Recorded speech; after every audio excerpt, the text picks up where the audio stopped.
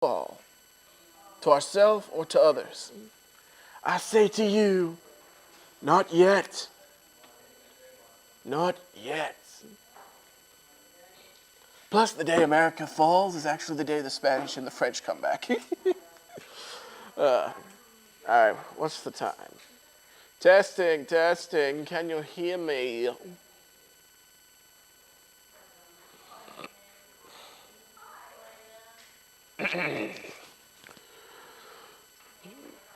Now, let us talk about one thing.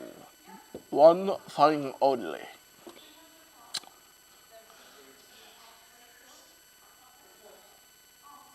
Are we destined for ruin? There are currently a few active wars across the globe. The economy is going up and down globally. Neighbors are now looking at each other like one is the spy and the other is the enemy.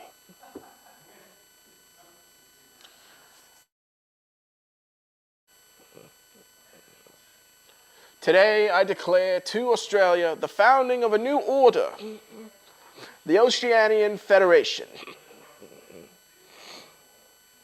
This federation will be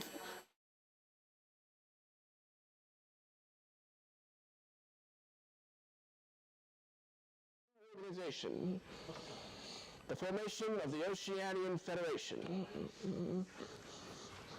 All member states will be from nearby island nations, ranging from Japan to Hawaii. The Federation stands for one thing and one thing only: economic stability, security, and the continued prosperity between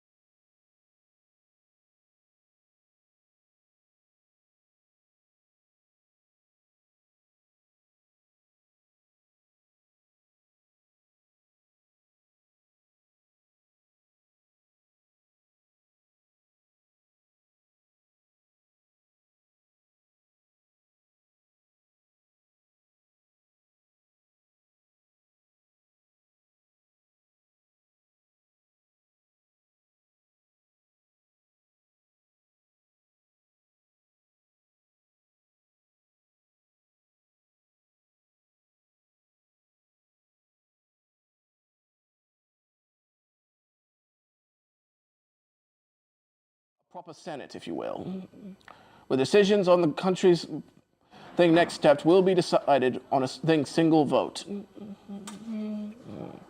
Secondly, the reorganization of our nation's military. We will not just focus on what's called defense of our own borders. We will now seek exploration.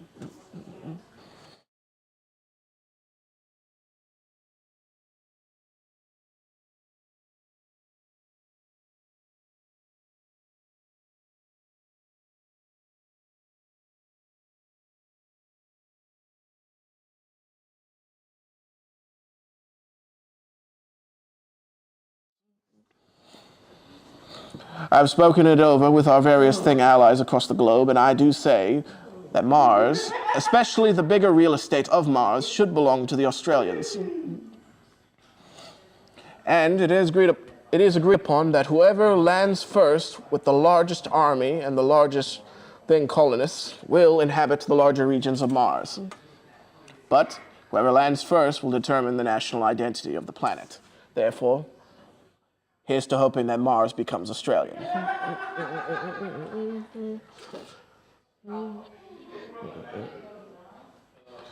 Secondly, the lunar spaceport that is being under construction by the UN is still underway. I propose that we do not cycle through 100 billion per year, but perhaps drop it down to at least 50 or even 40 billion.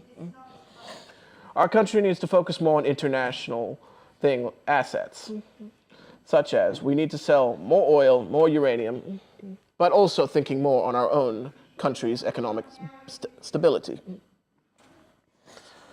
Firstly, we need to repair the economy, which is now in a current flux.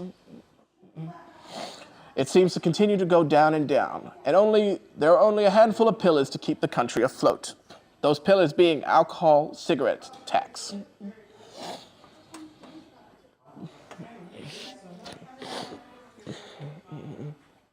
Secondly, by contributing 40 billion just to the UN to build this spaceport, we still manage to retain certain rights, such as licensing for a thing what's called restaurants, businesses, etc. Not to mention, we will still have access to having an embassy within the lunar orbit. Unfortunately, we cannot have the embassy directly on Mars, as it already belongs to various nations. Oh, wait, sorry, not Mars, the moon, the moon. So, on the moon, we will only have it within geosynchronous orbit, a proper embassy. But there's no limit on how big we can make this embassy, so I'm hoping we could build it the size of a small asteroid, if done correctly. And as for the many people who will inhabit this asteroid, I'm expected, well, given the charts, we might as well see over the increase at least 2 to 4 million people to fill this single asteroid. But that would require a thing what's called population growth to exceed exponentially. So I do encourage the local populace to multiply. Secondly, the national identity of our country needs to be reformed. For example, the current Australian flag is one example. It does not represent an independent Australia.